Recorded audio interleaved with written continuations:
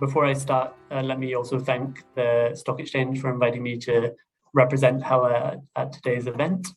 To give you a brief overview of what I'm going to talk about in my presentation, I'm not going to focus too much on the company structure or the background on the company, given that we went through an IPO earlier this year, and that background is well known. I'm going to instead, in the interest of time, focus on our latest financial results from Q1, and also how we see the outlook for the remainder of the year, and also some of the strategies that we are taking and implementing in order to navigate through what is going to be a relatively challenging period. So to start with our financial performance in the first quarter, this slide gives a quick snapshot. The overall message here is it was a positive performance, I think, in all aspects. So from top line revenue down to profit. So what I'm showing here is that the revenue for the quarter was 24.5 billion. That was over a 100% increase from the previous first quarter, and partly due to the depreciation in the exchange rate, but not entirely, in US dollar terms, which is the currency in which our revenue is denominated primarily. Our revenue was up by just under 30%, so still significant growth there. And that growth in revenue positively impacted our profits, right down to profit after tax. And what you're seeing here in the bottom line is that also there was a positive improvement in margins, which is also contributing to that improvement in profits as well. To jump to the next slide, I think this will give a few key messages on kind of the key aspects of the quarter, what was driving that performance. So really what's driving the positive trajectory in our revenue performance is the continuation of very strong consumer demand in our key markets, which is Europe and the USA. And I would say exceptionally strong demand that we've seen over the past 12 to 18 months. So that really continued in the April to June period. As well, I think you'll have seen, even for Sri Lanka as a whole, it hit its record apparel exports in the month of June as well. But it's not just about the demand side. We also established our new manufacturing operations in Egypt in the fourth quarter of the previous financial year. So really you're seeing also a positive revenue impact from the ramp up of that operation in the first quarter. And what I'm showing here on the chart on the right hand side, so the internal pie chart is our revenue split by country last financial year Q1, and the outside ring is the split of revenue by the country of manufacture in the latest first quarter. So what you're seeing here is that Sri Lanka, which is the dark blue segment, is remaining 51%, so just over half of our revenue. While the key change in Africa has been the implementation of our Egypt operation, which contributed about 6% of revenue in the quarter, and we expect to see that share also to grow over the coming quarters as it becomes fully operational as well. I think in terms of what was driving profitability, as I mentioned, that was partly reflective of the increase in revenue, but also profit margin improvement, which is really arising because of a renewed focus by the management on margin improvement in the current financial year. There is also some positive one-offs coming from the reduction in COVID-related costs that we see compared to Q1 of last year, and also the positive impact of the depreciation in the rupee on some of our local overheads. Though I wouldn't overstate that as an impact, because as you can see in the chart, only about 51% of our revenue is coming from manufacturing in Sri Lanka. And if we took the rupee component of that, it would be a lot smaller, given that also all our raw materials are entirely purchased in dollars as well. And I think the key point to know about this performance, if we can just go back to the previous slide, was that it was still in a very challenging external environment. One that we've seen over the past year. Cotton prices, which is our most important input, remained close to a decade high for most of the quarter. We still had historically elevated freight rates and continued global supply disruptions coming off the lockdowns in eastern China as well. Not to mention, obviously, the deterioration in economic conditions in Sri Lanka during the quarter, which added to those challenges. So I think all in all, it was a positive experience.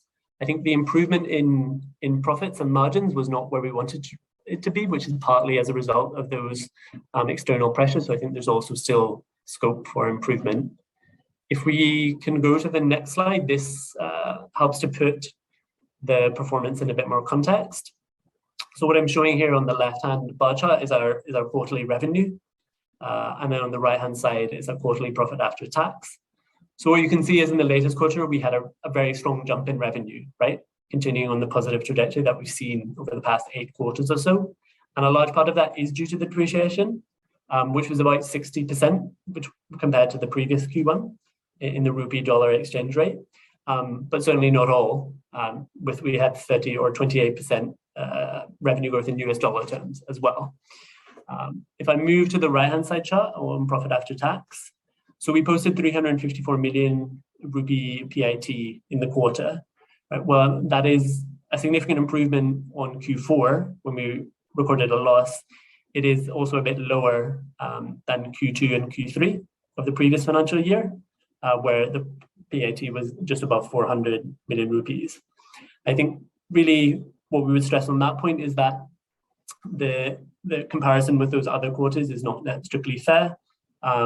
It's better to look at other Q1s because Q1 is a relatively less profitable quarter for us because of the presence of a large number of holidays in all our operating countries during that period, and particularly in Sri Lanka. So we lose a number of working days around the Urdu holidays. And also we experience quite a higher degree of labor turnover around those holidays as well. So really the focus on Q1 should be in comparison compared to previous years. And what you see if you focus in on the Q1s is that there was a significant improvement compared to Q1 of the last financial year, and even more so from FY 2021, though that was the most COVID affected quarter, so it's not necessarily a fair representation. So I think the key takeaway from this slide is a very much steady improvement in terms of revenue and profitability, that positive trajectory continuing. If I jump to the next slide, this helps to put that context of the first quarter performance a bit better. So this chart is, the bars in this chart are revenue in the past 3 first quarters, including up to the latest one. And the important point to stress on this is that revenue is shown in US dollar terms in this chart rather than Sri Lankan rupee terms. So really the first takeaway is that the growth in our revenue in US dollar terms was still significant. We're talking 30%, which is not to be sniffed at all. I think the second message from this chart is from the lines which are showing both our gross and EBIT margin. So while there was of course a significant improvement from FY21 to FY22 first quarter, there was much more limited improvement from up to the first quarter of the current financial year. So we still see significant additional room for additional gains on the margin side, and that is going to be one of our key focuses for the current financial year. I think if I can jump to the next slide, I want to give a short update on where we stand with our IPO proceeds, because that is a key aspect of our strategy going forward. So in this table shows our allocated IPO proceeds as per our prospectus. And from this, we made a strategic decision in May, which was announced through our corporate disclosure, to redirect the remaining 2 billion rupees at that point towards immediate debt settlement, rather than holding it for the other objectives. And that really was a strategic decision taken for the efficient cash management and to avoid the impact of a further depreciation in the rupee exchange rate on the rupee denominated IPO proceeds vis-a-vis our US dollar debt, and also our US dollar denominated investment requirements as well. Right, so we remain committed to all of these objectives, but we strategically focused the IPO proceeds onto debt settlement. And that was really to put the company in a strong position when we knew we were entering a kind of period of uncertainty, both in terms of the operating environment in Sri Lanka, but also globally, the operating environment and the demand environment. So we wanted to take that step to put the business in the best place possible, and then continue to pursue the IPO objectives through the additional balance sheet space and flexibility that has provided with us. So to focus in a little bit more on the specific IPO objectives, because we remain focused on those, I'll jump to the next slide. I think here I'll just focus on the kind of key rationale behind the debt settlement use of the IPO proceeds.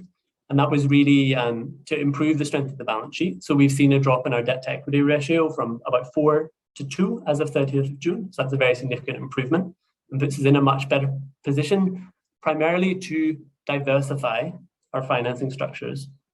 So as we've seen additional strains on the Sri Lankan banking system, we've taken a conscious strategy of seeking to diversify into more multinational and international financiers, which that strengthened balance sheet is really a key aspect of doing so. The second key use of our IPO proceeds was toward the implementation of a new ERP system, specifically SAP S/4HANA. And that really, the rationale for that was to bring together the multiple different systems we have implemented across the group and create one unified digital core to support the company's growth going forward and make sure we're maximizing our efficiency across the business. So the implementation of that system continues as planned. It is set to go live in the first operational cluster of the business by the end of September, and then group-wide by early next financial year.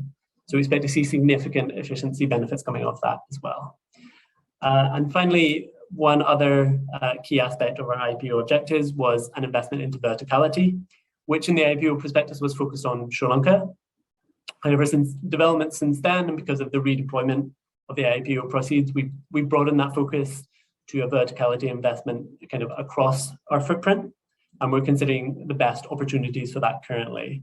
And that could take a range of aspects, but the key point here is that an investment in verticality, specifically in the fabric space, it remains a key objective of the company for the purpose of supply chain security, and is something we will be looking to pursue in the coming quarters ahead. Jumping to the next slide, I'm going to focus the remainder of my presentation on the outlook for the remainder of the year. So as an industry, we are seeing a softening of the exceptional consumer demand conditions we've seen in our key markets in North America and Europe. And the key point to emphasize there is it's a softening from exceptional conditions. It's not yet a collapse in demand, but we are seeing that in our order book, particularly for the second half of the year. So kind of seeing how that develops and how we manage that is going to be a key aspect of the business. From a Hela perspective, we expect our revenue to remain resilient for two major reasons. The first is that we have an increasing contribution coming in from Egypt. We are seeing an exceptionally positive response from customers for Egypt because of its strategic attributes in terms of a nearshoring destination in particular. So that kind of speed to market that we can offer from there. The second reason why we expect our revenue growth to remain resilient is because of the new customer relationships we've established over the past year, which I'll touch on in a bit more detail in the subsequent slides. But really, I think from the revenue side, it's not going to be the revenue growth we saw last year, which was 60% in US dollar terms. That was really based on exceptional consumer demand. But we too expect a positive trajectory to continue, right? And within that context, we will also be putting a renewed focus, as I mentioned, on profit margin improvement, driven primarily by operational excellence, which again, I will also touch in a bit more detail on the subsequent slides. I think I've highlighted a few risks on the previous slide as to that outlook. And really where we see the biggest risks is on a much more serious slowdown in global demand. This chart is showing, the chart on the right-hand side shows the IMF's forecast, latest GDP forecast. So the gray bar is for 2022. And what you're seeing here is that after the pandemic-induced contraction in 2020, we saw a very significant exceptional rebound in those economies, and we're kind of seeing it slow down to a more reasonable level. I mean, there's still question marks about how severe that is. And there is the other aspect to take into consideration when we're talking about consumer demand in these markets, which is most important for us, is how consumer spending is shifting. So one thing that was driving consumer demand last year was consumers feeling more confident in their economic circumstances as the pandemic moved on, but also they were spending more on goods in terms of a share of their income because many service activities like traveling remained heavily restricted last year. Now that travel has very much returned, we're seeing that wallet share shift back towards services, right? So that is also contributing to the slowdown kind of spending in goods. So there's a few different factors going on there, but the real message I want to take away from this slide is, as it stands now, we are seeing a slowdown in global demand, particularly in our key markets, but it's not yet a collapse. But that will be a key risk we'll be looking at in future. To To focus just finally on how Hela as a group is going to seek to navigate this. The first key aspect of our strategy will be building on new customer relationships, as I mentioned on the earlier slide. And two aspects of this. The first is global brands, is focusing on global brands where Hela doesn't have a significant penetration yet. So the key one which we've just onboarded is Victoria's Secret. That has been something we've been working on for some time. And we just shipped our first order in August. So the key aspect there is that even if Victoria's Secret as a whole is not necessarily growing because of a tough consumer demand environment, Hela can grow within their portfolio significantly because it is a huge business. So we can grow with them throughout this period. The second aspect of our customer strategy is focused on new customers, which I focus on Castor on the right-hand side, which is a really relatively new, fast-growing European sports brand who have a kind of a range of sponsorships from different football teams, Newcastle United, McLaren F1, the English and South African cricket teams. They've really grown extremely fast. So that is the type of company that even in a tough consumer environment, because of where it's positioned as a brand, will continue to grow. And we as a manufacturer that's got in there with them early can grow with them. So really those are the two aspects of our customer strategy through this period and a big reason why we expect our revenue to remain relatively resilient during this period. Going to the next slide, which is my final slide. The margin improvement strategy for us is key. So that will really be focused around operational excellence and reduction of waste. And that's a kind of key aspect, even as our revenue growth becomes more measured, how we're going to be driving our profitability in the meantime. The second aspect of that is really, we have now seen a lot of the external pressures that we were seeing over the past 12 to 18 months starting to ease, and that being reflected in commodity prices, particularly in cotton, which have fallen fairly sharply, and in freight charges, right? So as that external pressure comes off, we can capitalize a little bit more on that in terms of improving our margin. And the final aspect would be around our rolling out of SAP, which, as I mentioned earlier, is going to bring significant efficiency gains to the business over the next year or so as it gets implemented as well. And finally, kind of looking forward, we're always looking at how we can focus on improving our customer offering, right? And our value proposition that we're offering to our retail brands. So the first aspect of that will be really maximizing the benefit of our Egyptian footprint. So we are, one of the first major apparel brands in recent times to enter Egypt. We're certainly the first Sri Lankan apparel manufacturer to do so. And we've seen a very positive response from a range of customers, both existing and new, for the Egyptian capacity, right? Particularly because of the nearshoring kind of fast delivery lead times that it allows. And also it's got some very favorable duty-free agreements to those major markets as well, right? So how do we make the most of that first mover advantage is going to be key going forward. We are also going to be looking at acquiring additional technical capabilities, particularly in the lingerie and performance wear space. It'll be a key focus for us going forward. And we will be continuing to seek new opportunities to strengthen our overall value proposition for our customers, be that from a country of origin standpoint or from a product standpoint. Both those aspects are going to be really important. So really that's a quick overview of how Hela is positioned as a company and what we're focusing on in terms of navigating through what is going to be a relatively challenging period. It has some positives and negatives, as we've seen kind of spectacular growth over the past 12 to 18 months. That is not going to be necessarily repeated in terms of revenue, but we can do a lot of our strategies kind of improve our profitability and also continue to improve our customer offering going forward. And so I'm happy to kind of take any questions on that later in the session. Thank you very much.